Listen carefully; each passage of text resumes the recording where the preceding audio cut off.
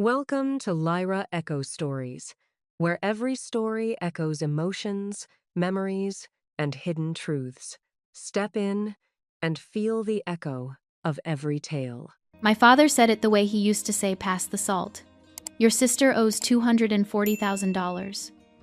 And you're going to pay it. Not a question. Not even really a statement addressed to me. The way you'd address something to a person whose answer you weren't sure of.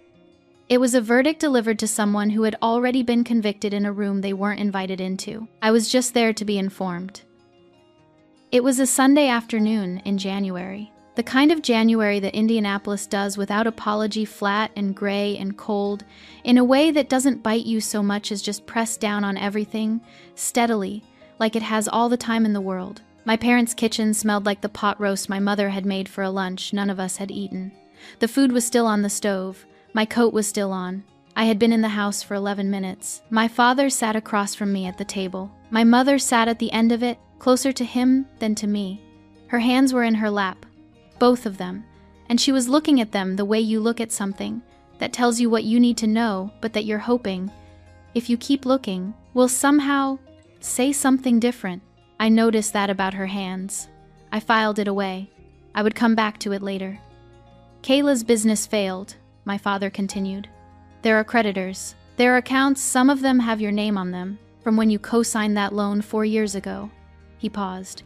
Not the pause of someone uncertain, the pause of someone who has organized his points in advance and is moving through them. The way I see it, this is a family matter. We handle it as a family. You pay it, we put it behind us, and that's the end of it. I looked at him. Then I looked at my mother. She was still looking at her hands. I said, "How long have you known?" My father's jaw tightened. He said, "That's not the point right now. It's the point I'm asking about." He said, "Megan, just my name. The way parents say your name when they're deciding whether to engage or to simply repeat the thing they already said." My mother did not move. I said, "How long, Mom?" She finally looked up. There was something in her face that was not quite guilt and not quite fear, but that lived in the same neighborhood as both of them. She opened her mouth.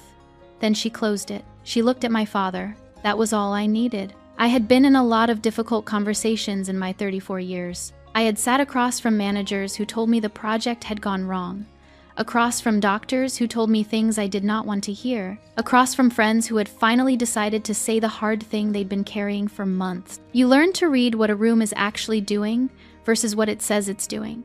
This room was not having a difficult conversation. This room had already made a decision about me, in my absence, and had invited me over to be told. My father said, "You're going to pay it, or you're no longer our child." That's where we are. There are moments in your life where you expect yourself to do one thing, and then you do something else entirely. I had imagined, in a general way, that if someone ever said something like that to me, I would cry, or argue, or say all the things I had been holding back for years. I had imagined volume, and tears, and the particular exhaustion of trying to make someone understand something they have already decided not to understand. I did not do any of that.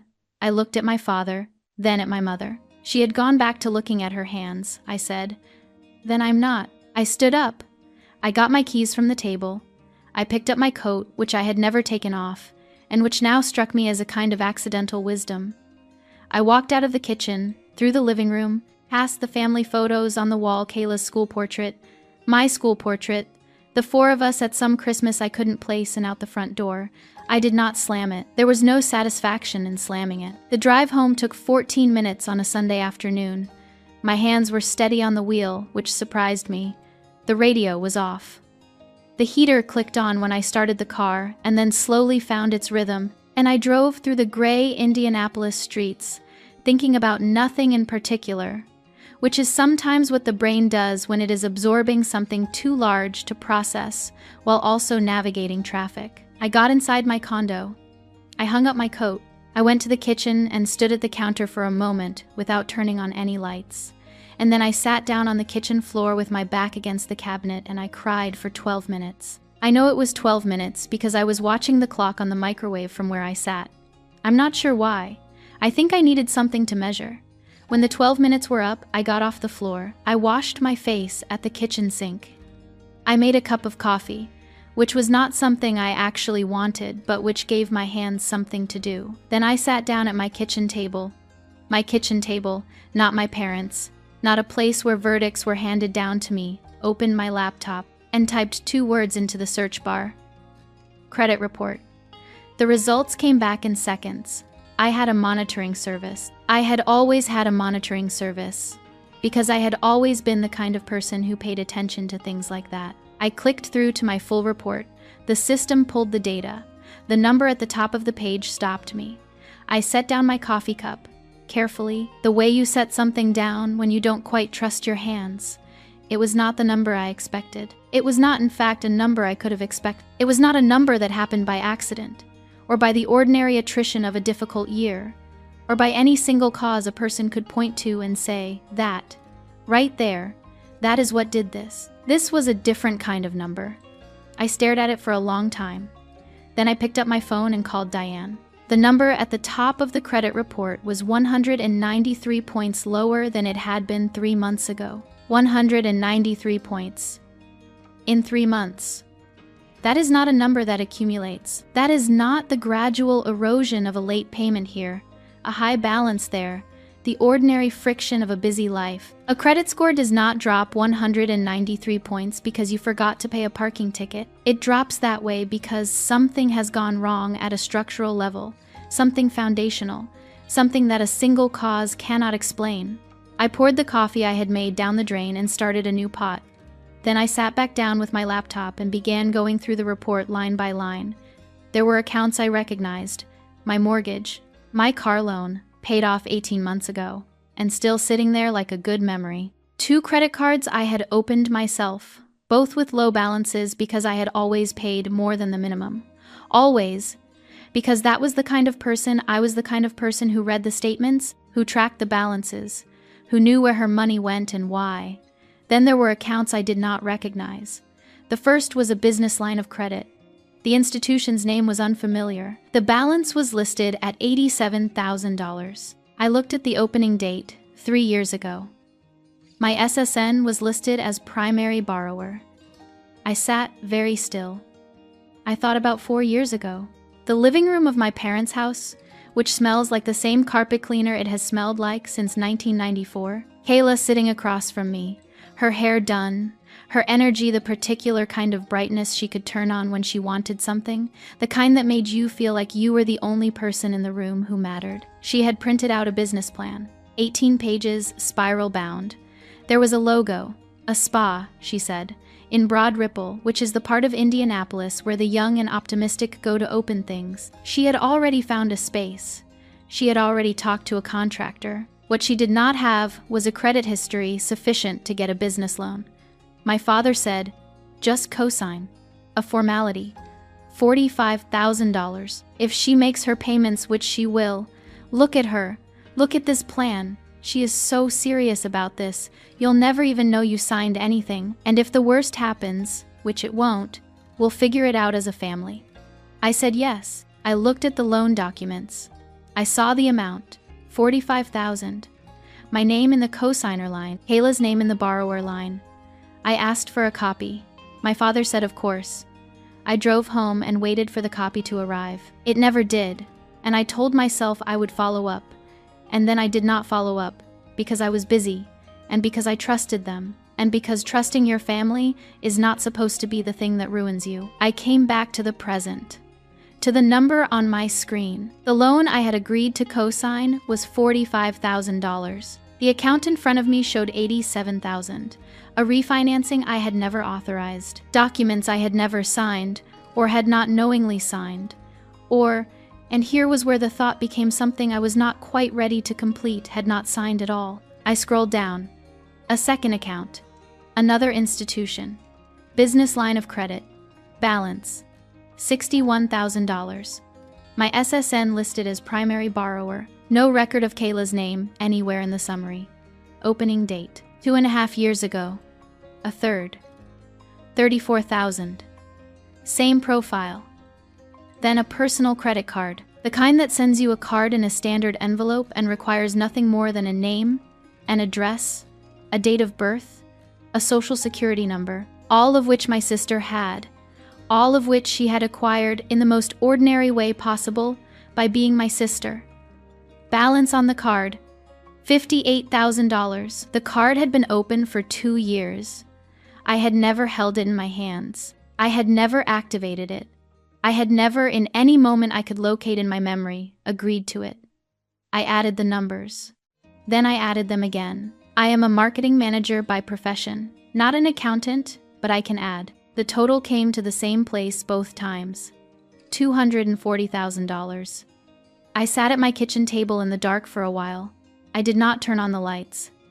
There was enough light from the laptop screen. Outside, a car went by, its headlights sliding across the ceiling. Somewhere down the hall, a door closed. Ordinary sounds from an ordinary Sunday evening in the apartment of a woman who was sitting in the dark, learning that the life she thought she had built had a different shape than she believed.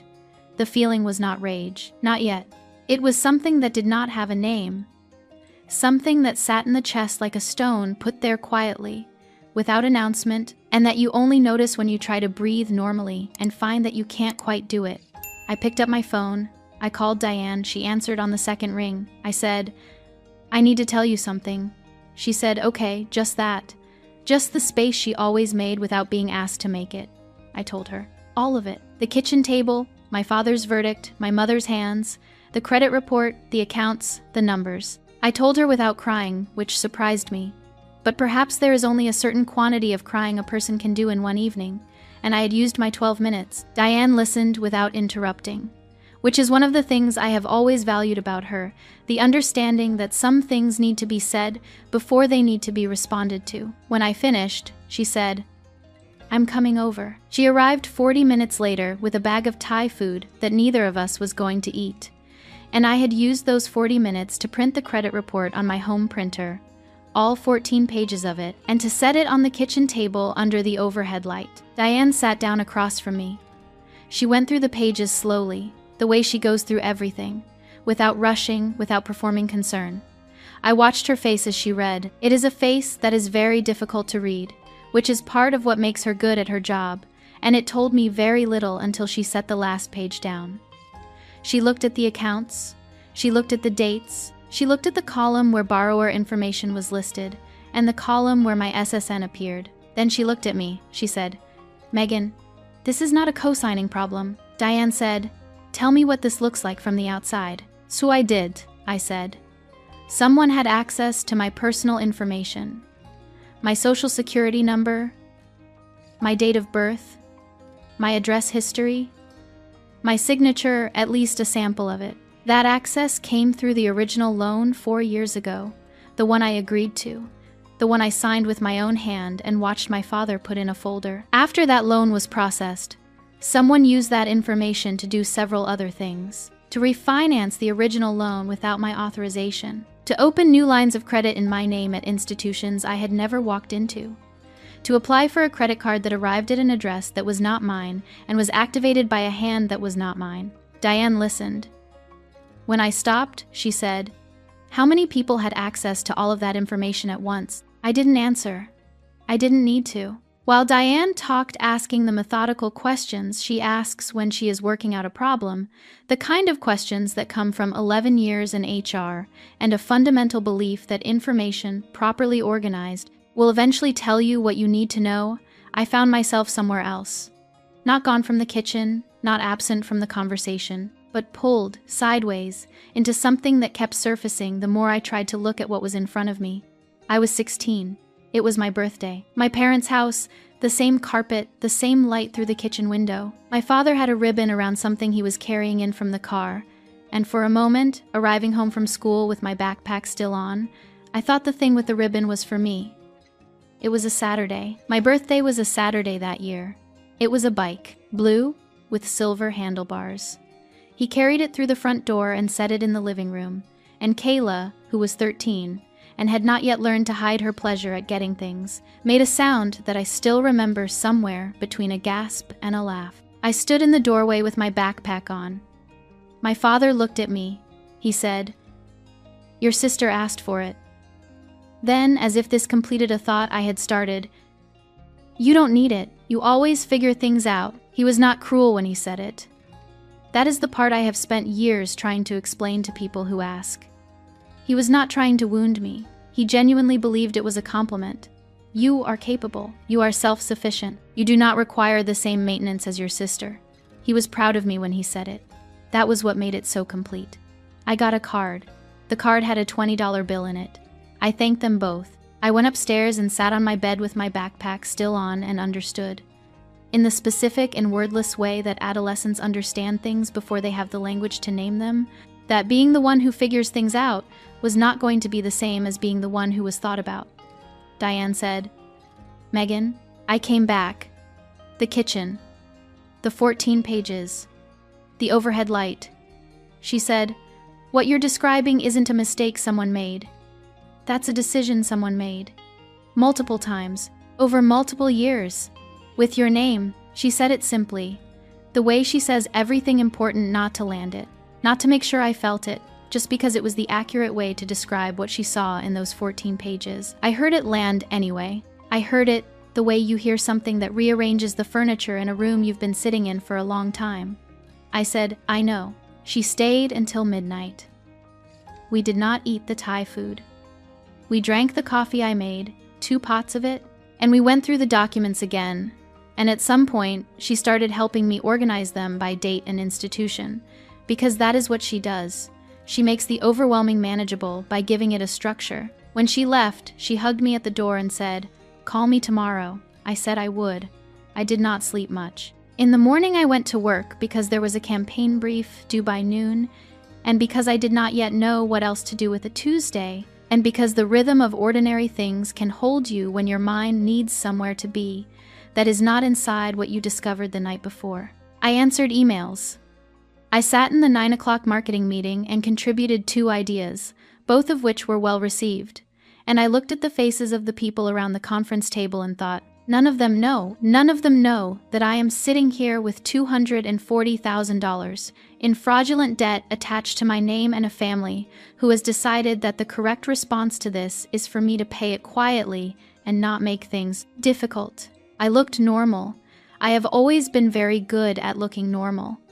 After the meeting, I made a call from my car in the parking garage. I had found the name of a consumer fraud attorney the night before, while Diane and I were organizing the documents. I had written the number on a sticky note and put it in my coat pocket and tried not to think about what calling it would mean. I called it. A woman answered. I said I needed an appointment as soon as possible. She said Thursday at 2. I said, "I'll be there." I did not tell my parents. I did not tell Kayla, who had sent 3 more text messages since Sunday that I had not opened. I put my phone in the glove compartment and went back inside and finished the campaign brief. On Thursday, the attorney's name was Barrett. He had an office on Meridian Street with a window that looked out over a parking lot and a desk that was covered in a way that suggested he was a person who knew where everything was, even if no one else could tell. He reviewed the documents I brought in a green folder, all 14 pages, organized by Diane's system, with the dates highlighted. He did not rush. He did not ask unnecessary questions. When he finished, he set the pages down and folded his hands on the desk. He said, "Some of these signatures are forgeries." He said it the first time and then, a moment later, without drama, as if making sure the word had been received. "Forgeries." He let that sit. Then he said, "There's enough here to file a criminal complaint. But I need you to understand something before we talk about next steps." He looked at me steadily. The way people look at you when what they are about to say is not something they want you to miss. Once we file, you cannot take it back. My father called 3 times on Tuesday. My sister called 4 times on Wednesday, and then, when I didn't answer, sent a text that said, "I know you're upset, but please just call me back. We can figure this out." I read the text in the parking garage after work, standing between my car and the car next to it. And then I put my phone face down in my bag and drove home. I was not ignoring them out of anger. Or not only out of anger, I was ignoring them because I was working. Barrett had given me a list of what he needed. Every piece of paper related to the original loan 4 years ago. Every statement I could access for the fraudulent accounts, any written or text communication from family members referencing the debt or the accounts, and a written timeline of everything I could remember, in order with dates where I had them. I spent Tuesday and Wednesday evenings at my kitchen table with the 14 pages and a legal pad and my laptop, building the file Barrett had asked for. Diane came over on Tuesday and helped me organize the statements into chronological order, and she did not say anything that wasn't useful, which is one of the reasons I have kept her in my life for 7 years. The file grew. The more I organized it, the more it told me. Not in ways I hadn't suspected I had suspected all of it by now, but in the specific, irrefutable way that documentation tells you things.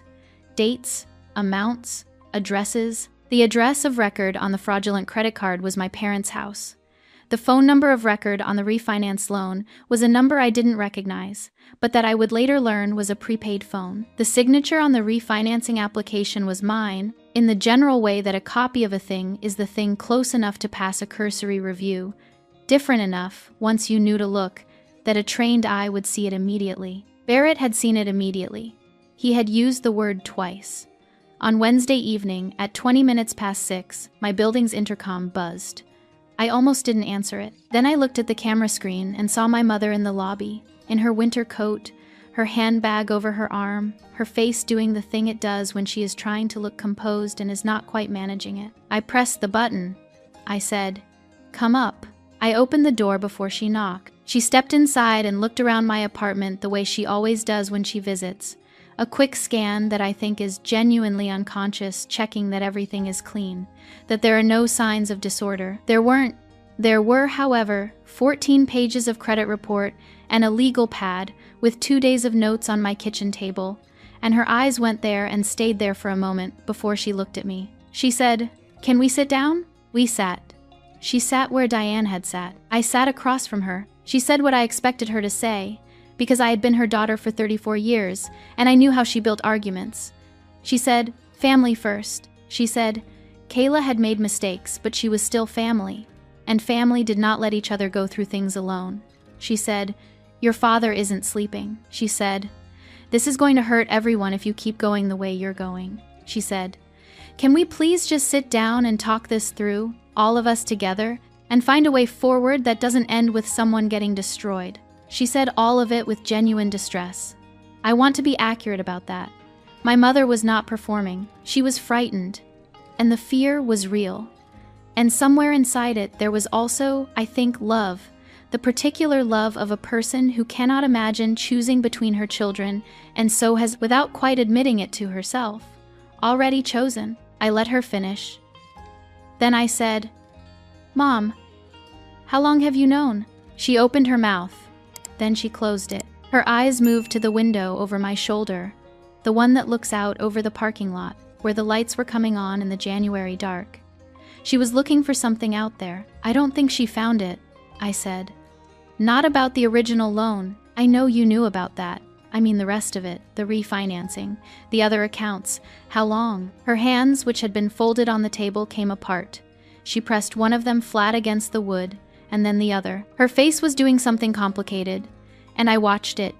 And I understood that what I was watching was a person trying to find a version of the truth that was easier to say than the version that was actually true. She didn't find it. The silence stretched out between us, and it told me everything the silence in my parents' kitchen had told me on Sunday, and everything I had already known before I asked the question. I said, "I need you to leave," she cried in the hallway. I could hear it through the door, not loudly, just the particular sound of someone who had held something together for longer than they should have and had run out of the energy to keep doing it. I stood on my side of the door and listened to it until it stopped. And then I listened to her footsteps going down the hall, and then I listened to the elevator. Then the building was quiet. I walked to the living room. I did not turn on any lights. I sat down on the couch, not curled up, not folded in on myself. Just sat. The way you sit when you are very tired, and the tiredness has gone past the point of feeling like anything in particular. Outside the window, the city made its ordinary noises, a siren somewhere, going the other direction, the hum of the refrigerator from the kitchen, the particular silence that an apartment makes when it is just yours. The television screen was dark. My reflection in it was faint, barely there. More suggestion than image. A woman on a couch in an unlit room.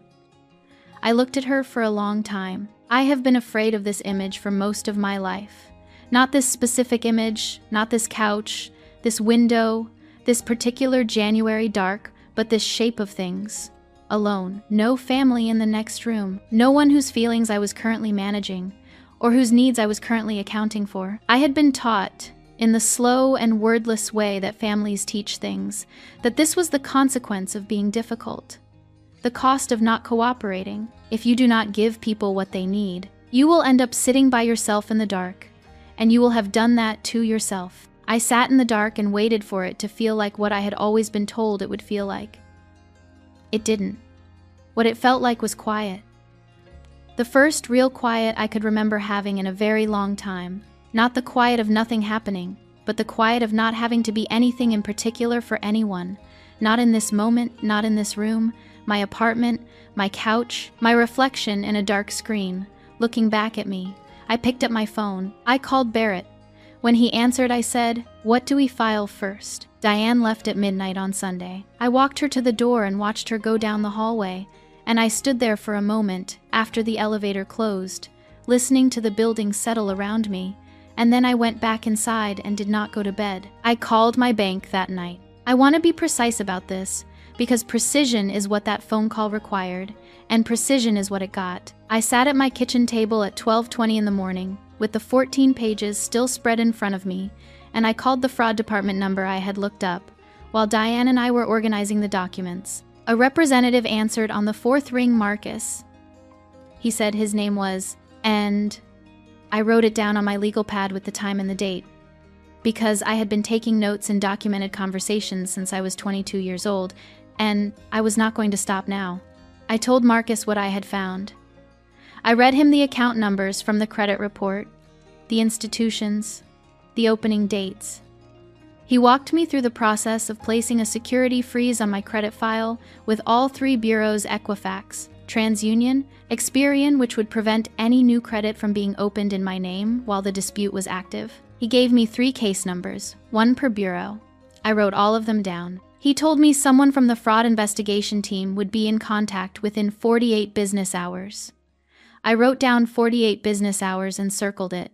I hung up at 1:14 in the morning. Then I opened my laptop and went back through the credit report one more time because I needed to understand the timeline before Barrett and I could talk about next steps.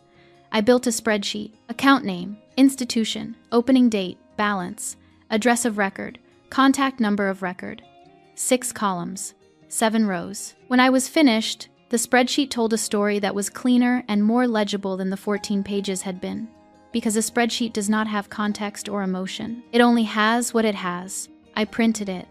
I added it to the folder. I went to bed at 2:30 and was awake again at 5:15, which is not unusual for me when something is wrong, so I made coffee and went over the timeline again until it was time to go to work. Day 2 was Barrett. His office on Meridian Street, the window over the parking lot, the desk that only he could navigate. I brought the folder, the 14 pages, Diane's organization, my spreadsheet, the legal pad with Marcus's name, and the 3 case numbers, and the circled 48 business hours.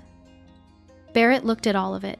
He did not say that I had done well, or that I had been thorough, which I appreciated, because I did not need to be told that, and he seemed to understand that. He filed a formal complaint with the Indianapolis Metropolitan Police Department that afternoon. He also sent certified letters to all 4 creditors informing them that the accounts in question were under fraud dispute and that all collection activity was to be suspended pending investigation. He gave me copies of everything. I added them to the folder. Day 3, the creditors moved. The way Barrett explained it later, and the way I have understood it since. When a fraud dispute is filed and certified letters arrive, institutions begin the process of verifying the original account information. One of the creditors, the one carrying the largest business line of credit, had the address of my parents' house as the address of record. When they attempted to verify by mail and phone, they reached that address. My father answered the phone. Barrett told me about this at 4:30 on Wednesday afternoon. The same evening, Sandra would arrive at my door. I had not yet spoken to my parents. I did not know, until Barrett's call, that they had spoken to the creditor. My father called me 12 times in the 3 hours between his call with the creditor and Sandra's arrival at my building. I watched the calls come in from the parking garage at work, my phone face up on the passenger seat, his name appearing and disappearing on the screen. I did not answer any of them, not because I had decided not to, but because Barrett had been clear. Until the complaint was formally processed, I was not to discuss the case with anyone who might be named in it. My father had been named in the documentation as a known contact in connection with the original loan. I was not ignoring him. I was following instructions. Day 4. Barrett called at 9 in the morning. He said, "The police report has been flagged." He let a pause happen. Given the use of SSN across multiple financial institutions and the geographic scope of the accounts, they're referring it. "You're going to be contacted by the FBI Financial Crimes Division." I was in my car, in my apartment building's garage, where I had been sitting for 6 minutes because I had not quite been able to make myself go inside yet. I said, "Okay," Barrett said. "This changes the nature of the case. Federal jurisdiction operates differently than local. The process will move at its own pace, and there are things that will be out of both our hands. But I want you to understand what this means in practical terms." Another pause. "No one can make this go away quietly. Not you, not me, not your family. Once federal investigators open a case, the case belongs to them," I said. "I understand." I stayed in my car after I hung up. Outside, someone drove past, looking for a space. A door opened and closed somewhere above me in the structure. The garage lights hummed at their particular low frequency, the way they always do, indifferent to everything. The thing I kept thinking about was not Kayla. It was not my parents. It was the conversation I had with my father at my parents' kitchen table. His voice, the particular flatness of it, the absolute certainty that what he was asking me to do was reasonable. $45,000 had become $87,000, had become $240,000, and somewhere in the space of those 4 years, in all the refinancing and the new accounts and the forged signatures and the prepaid phone number listed as a contact on documents I had never seen, somewhere in all of that, my father had looked at the situation and decided that the correct response was to call me to a Sunday lunch and tell me to pay it. And my mother had sat with her hands in her lap and not said a word. I opened my phone. I went to the Notes app. I started a new note. At the top, I typed 3 lines. What I know, what I can prove, what I need. I had been in a defensive position since Sunday, discovering, documenting, waiting for other people to make their next move. That was over now. I had a case number. I had a federal referral. I had a folder with 14 pages and a spreadsheet and 3 certified letters, and the name Marcus and 48 business hours circled in ink. I was not reacting anymore. That evening, at 6:47, my phone rang. A number I didn't recognize, Indianapolis area code, but not a number in my contacts. I answered it. A voice said, "Is this Megan Carter?" I said, "Yes." She said, "This is Special Agent Torres, FBI Financial Crimes. I'd like to schedule a time to talk." Day 5. The FBI field office in Indianapolis is on North Pennsylvania Street, in a building that is deliberately unremarkable, the kind of building designed to look like it could be anything, which is itself a kind of statement. I had never been inside one before.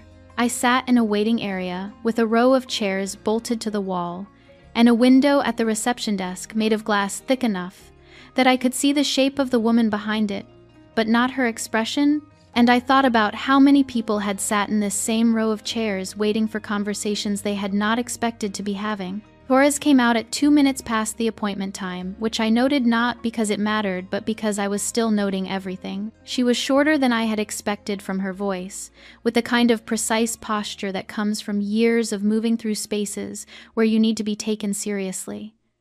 She shook my hand. She led me back to a room that had a table and 2 chairs and nothing on the walls. The meeting was 40 minutes. I will not reconstruct all of it, because most of it was procedural, what the investigation would involve, what timeline was realistic, what I should and should not say publicly about the case while it was active. Torres did not make promises. She gave me a case number, a direct line, and a folder of information about what to expect when a federal fraud investigation proceeds. She spoke the way people speak when they have had this conversation many times and understand that clarity is a form of respect. At the end of it, I asked, "What do I need to do to support the investigation?" She told me. I took notes.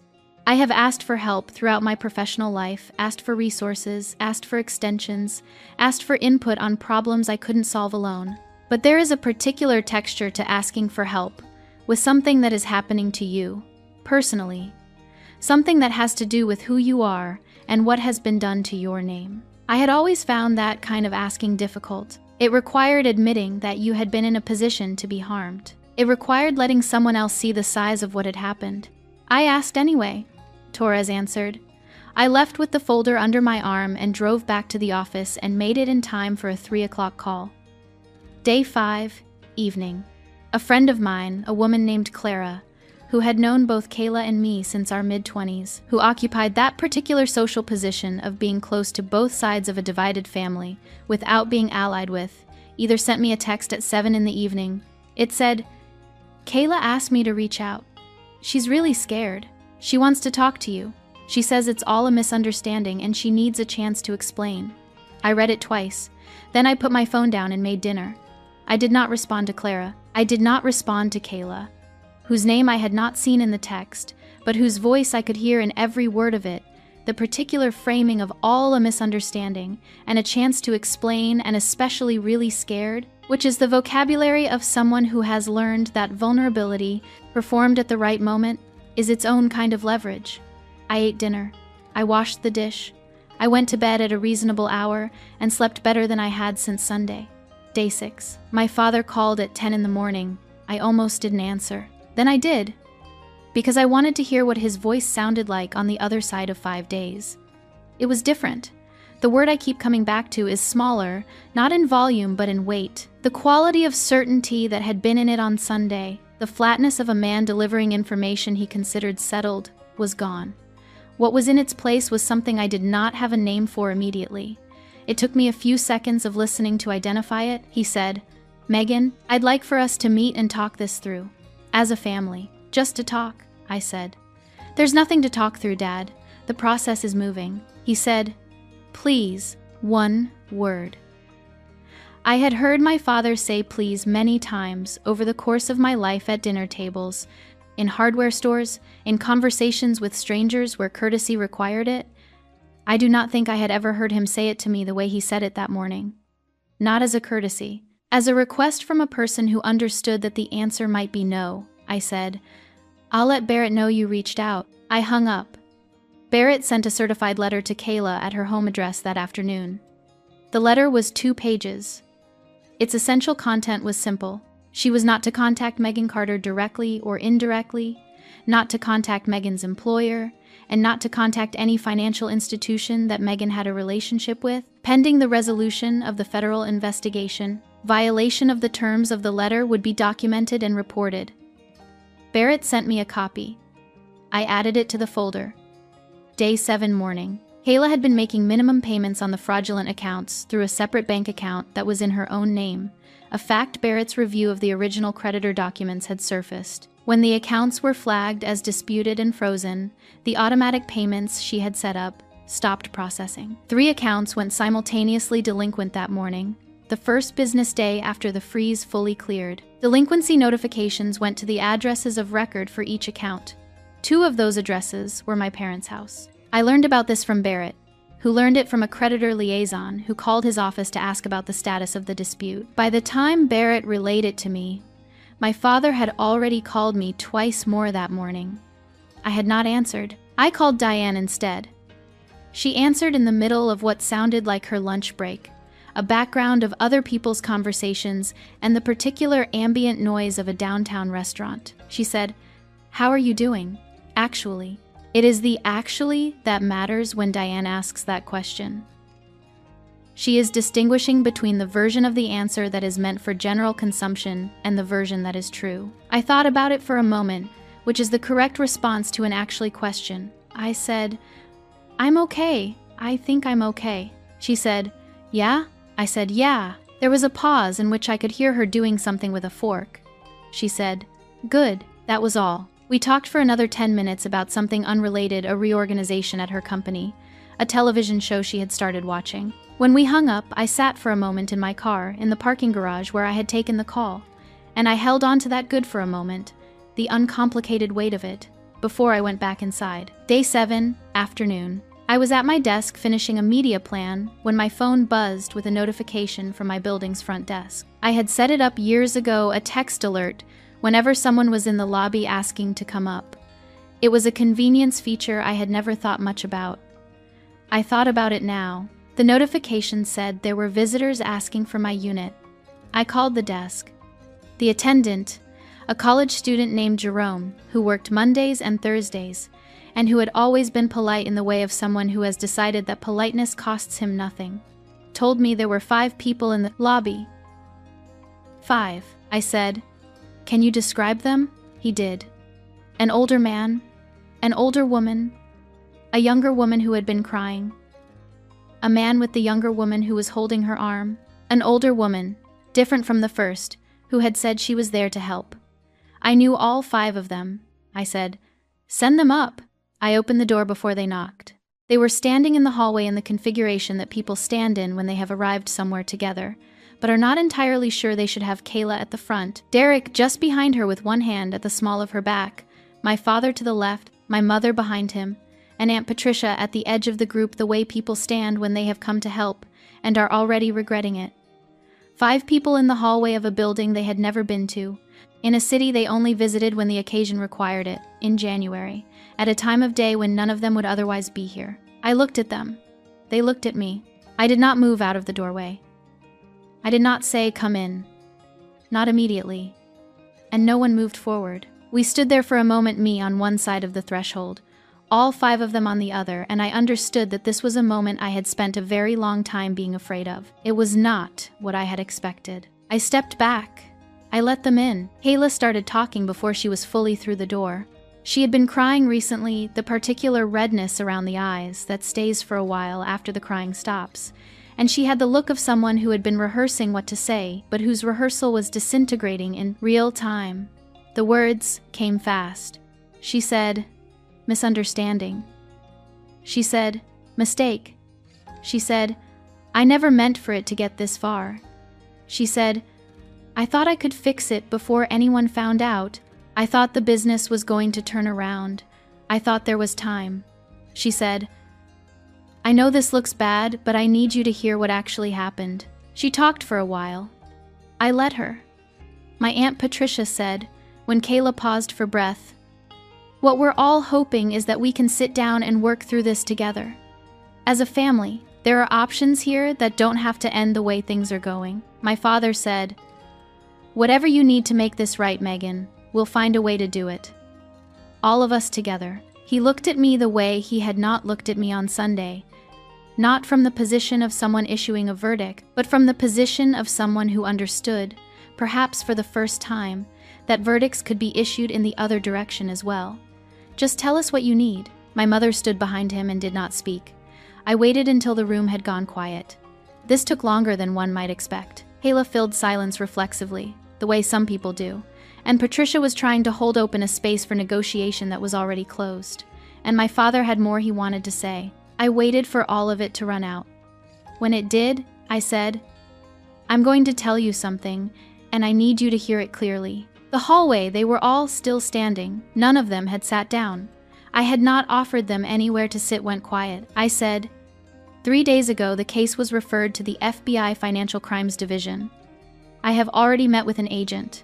I have already provided all of my documentation. The case has a federal case number and a federal investigator assigned to it. Kayla made a sound. I continued, "A federal fraud investigation is not a personal dispute. It does not work the way this is working right now, with 5 people in a hallway asking me to reconsider. The decision about how to proceed doesn't belong to me anymore. It belongs to the federal system. I cannot call Agent Torres and tell her I've changed my mind, because that's not how federal investigations work, and because I haven't changed my mind." I paused. "Let that land." "Too late," I said, "is not a threat. It is a fact." What happened next happened in stages, the way things collapse when they have been held up for a long time by a structure that was never as solid as it appeared. Kayla sat down on my hallway floor. Not dramatically, not a collapse so much as a giving way, The way a person sits down when their legs have simply stopped cooperating. Derek went down with her, one knee on the floor, his hand on her back. She made the sound I had heard through the door on Wednesday evening, when Sandra had stood in the same hallway and cried, but different. Sandra's crying had been the sound of someone who had held something together and run out of energy. Kayla's was something raw, the sound of someone who had been running hard for 4 years and had hit a wall and was now on the other side of the wall, with nothing left to run on. My father sat down, not on the floor. At first he leaned against the wall, and then his legs went the way Kayla's had, and he sat down on the floor of my hallway with his back against the wall and his face in his hands. He was 63 years old. He had worked in the same manufacturing facility for 27 years before it closed. He had built a deck on the back of their house with his own hands over the summer I was 12. I had never, in my life, seen him sit on a floor. Patricia said something. I don't remember what it was. It was the kind of thing people say when they have run out of the language for what is actually happening. Then my mother spoke. She was still standing. Her hands, which had been at her sides, moved not to reach for anyone, just to move. The way hands move when the person they belong to is trying to find the right shape for what they're about to say. She looked at me, just me, not at my father or Kayla or Patricia, and her voice was very quiet. She said, I should have told you. 2 years ago, when I found out about the refinancing, I knew it wasn't right. I knew what she had done, and I told myself it wasn't that serious. I told myself she was going to pay it back. I told myself she started again, more slowly. I should have told you. I'm sorry. I looked at my mother. I believed her. I want to be precise about that because I think it matters. I believed that she was sorry. I believed that she had known and had chosen not to tell me, and had spent 2 years living with that choice, and that the sorry she was saying now was not a performance. It was real. It did not change anything. I said, I know. Then I said, I need you all to go now. No one argued. That was the thing I had not anticipated that when it came to it. With the case number and the federal referral and the folder Barrett had built and the sound of Kayla on my floor, there would be nothing left to argue with. Patricia helped Kayla up. Derek kept his hand on her back. My father got to his feet slowly, with the deliberateness of someone whose body has become heavier in the last 10 minutes. My mother looked at me once more briefly, and then looked away. They went into the hallway. I waited until they were all through the door, and then I said nothing further, and I closed it. I stood on my side of the door in the quiet. Then I slid down until I was sitting on the floor, back against the door, the way I had sat on my kitchen floor 7 days ago after driving home from my parents' house, with steady hands and a chest that hadn't yet understood what had just happened. 7 days ago, I had sat on that floor and cried for 12 minutes and watched the clock. I did not cry this time. I sat in the quiet and breathed, and the quiet was the same quiet it had been all week mine. Just mine, the quiet of an apartment where the only person whose feelings I was accountable for was the person sitting on the floor. I stayed there for a while. Then I got up. 6 months later, I can tell you how it ended. Or how it ended so far, which is the more accurate way to say it. Because some things do not have endings so much as they have the point at which you stop looking at them every day. Kayla pled guilty to 2 federal fraud charges. The original complaint had named 5. The plea agreement brought it down to 2, which is how plea agreements tend to work, which Barrett had explained to me in advance, so that I would not experience it as a defeat when it happened. It was not a defeat. It was the system doing what systems do, processing, negotiating, arriving at an outcome that no one is entirely satisfied with and everyone can live with. The fraudulent accounts were discharged from my name over the course of 4 months. This required more documentation than I had imagined: possible letters, affidavits, certified mail to 7 different institutions, a form that had to be notarized and then submitted to 2 different agencies, and a follow-up process that Barrett managed with the same organized patience he brought to everything. When it was finally complete, my credit score was 11 points higher than it had been before any of this started. I find that fact absurd in the way that only true things can be. My parents still live in the house in Indianapolis where I grew up, in the same neighborhood, on the same street. I speak to them, not often, not at length, not with the ease that I think I once hoped would eventually develop between us if I just kept showing up and being reliable and giving them enough time to see me properly. That ease did not develop. I have stopped waiting for it. What we have instead is a relationship that is honest about its own limits, which is smaller than what I wanted and more sustainable than what we had before, and which I find, when I examine it carefully, that I prefer to the alternative. Kayla and I have not spoken. I do not know if we will. I carry that open question the way you carry something that belongs to a future version of yourself, not refusing to look at it, not avoiding it, just understanding that the answer is not available yet, and that requiring it prematurely would only produce a false one. Diane takes me to brunch on the first Saturday of every month, at a place in Fountain Square that has good eggs and bad parking, and a server who has worked there long enough to know our order. Diane argues every time about the tip percentage, not because she is unwilling to tip well, but because she believes the calculation proposed by the bill is mathematically inaccurate, and she intends to make that point regardless of whether anyone is interested in hearing it. She is exactly who she has always been. I am aware of what a particular kind of gift that is. It is a Saturday morning now, in January again. The light that comes through the window over my kitchen sink in January is pale and very honest. The kind of light that doesn't flatter anything but makes everything look exactly like itself. I am at my kitchen table with a mug of coffee. There is nowhere I need to be for the next 3 hours. There is no one whose mood I am tracking, no one whose reaction I am pre-calculating, no one in the next room whose feelings constitute a weather system I need to prepare for. I am at my kitchen table. It is mine. Someone asked me, not long ago, whether I was angry. It was a person who knew the general outline of what had happened, not every detail, not the spreadsheet or the case number or the certified letters, just the shape of it, and who was trying, I think, to understand how a person gets through something like this without it leaving a mark. I thought about the question for a while before I answered, which is what the question deserved. I told them I was free. They looked at me the way people look at you when the answer you've given is not the answer that fits the shape of the question they asked. They said they didn't understand the difference. I didn't explain it, not because I couldn't, but because I've learned that some things don't translate well into explanation, that the experience of them is the only proof that the thing is real, and that trying to describe the experience to someone who hasn't had it is like trying to describe a color. You can say the words.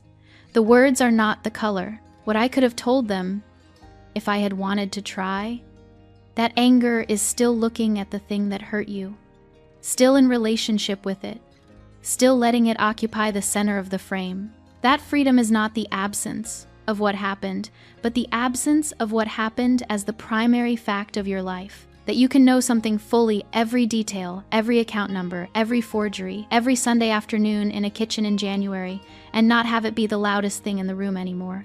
That I called my bank that night because I had stopped waiting for someone else to handle it. That I filed the complaint because the alternative was to be someone who knew a crime had been committed against her, and chose silence anyway, which would have made me into a version of the thing I was most afraid of becoming. That I said too late because it was. That I got up off the floor. I am not the same person I was in my parents' kitchen on that Sunday. I am not sure I could find my way back to her even if I wanted to.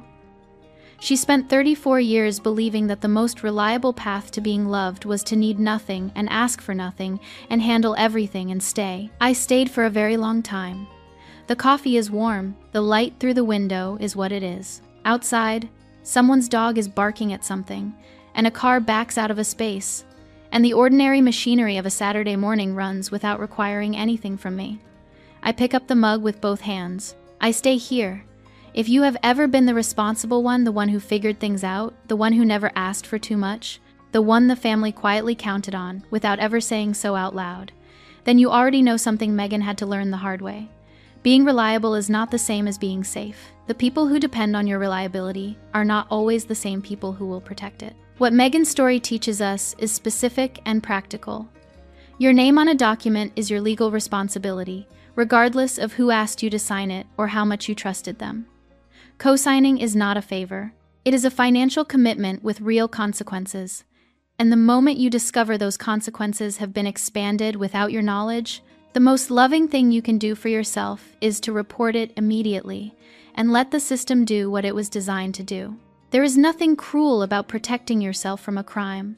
There is nothing disloyal about telling the truth. The harder lesson lives underneath the legal one. It is this: The people who love you do not need to borrow your name. They do not need your silence. They do not need you to pay for what they broke. Have you ever been asked to cover for someone in your family at a cost that only you understood? Have you ever said yes when everything in you was saying no because you believed that was what love required?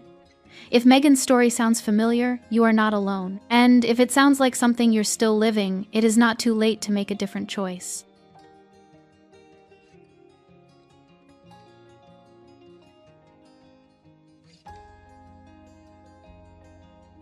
Thank you for being part of Lyra Echo Stories.